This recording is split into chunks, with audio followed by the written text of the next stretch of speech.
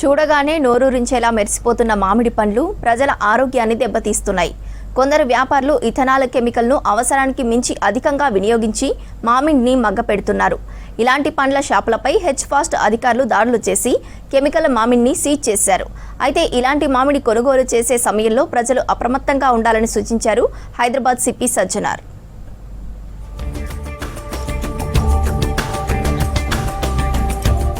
వేసవి వచ్చిందంటే చాలు మామిడి పండ్ల కోసం జనం ఎగబడుతుంటారు. మార్కెట్లలోకి ఇంకా సీజన్ పూర్తి స్థాయిలో రాకముందే నిగనిగలాడే పసుపు రంగులో మామిడి పండ్లు వచ్చాయి. అయితే ఈ మెరుపుల వెనుక ప్రమాదకరమైన కెమికల్స్ దాగి ఉన్నాయి. సహజంగా చెట్టుపై పండాల్సిన కాయలను కేవలం 3 నుంచి 5 రోజుల్లోనే పండ్లుగా మార్చేస్తున్నారు. హైదరాబాద్ ఆసిఫ్ నగర్ పరిధిలో ఉన్న ఫరీద్ ఫ్రూట్ షాప్ పై హెచ్ఫాస్ట్ అధికారులు దాడులు చేశారు. భారీ మొత్తంలో నిల్వ చేసిన మామిడికాయలను ఇథనాల్ కెమికల్ ఉపయోగించి కృత్రిమంగా పండిస్తున్నట్లు గుర్తించారు.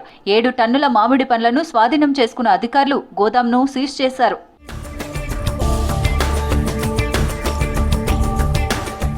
మామిడికాయలు పండటానికి ఇథనాల్ను పరిమిత స్థాయిలో ఉపయోగించాలంటున్నారు అధికారులు.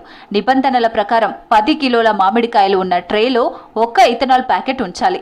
అది కూడా పండ్లకు ఏమాత్రం తగలకుండా కాంటాక్ట్ లెస్ పద్ధతిలో గ్యాస్ మాత్రమే విడుదలయ్యేలా జాగ్రత్తలు తీసుకోవాలి. కానీ కొంతమంది వ్యాపారులు నిబంధనలకు విరుద్ధంగా చేస్తున్నారని తెలిపారు పోలీసులు. వీళ్ళు ఏదైతే రైపనింగ్ కోసం యూజ్ చేయాల్సిన ఇథలిన్ అనే ఇది ఉందో ఈ ప్యాకెట్ని ఒక ట్రేలో 20 కేజీలు ఉంటుంది.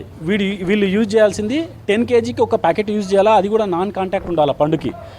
అట్లా కాకుండా వీళ్ళు ఏం చేస్తున్నారు, ఒక దానికి 7 కూడా పడవచ్చు, అందాజ 8 కూడా వేస్తున్నారు, డైరెక్ట్ కాంటాక్ట్ చేస్తున్నారు. ఇది మార్కెట్లో రాకముందే మనం దీన్ని అరికట్టాలనే ఉద్దేశంతో ఫస్ట్ ఆఫ్ ఆల్ మేము గోడంలోనే టార్గెట్ చేస్తున్నాం. మార్కెట్లో వచ్చే ముందు మేము తోపుడు పనులను చేయడం వల్ల ఉపయోగం లేదు.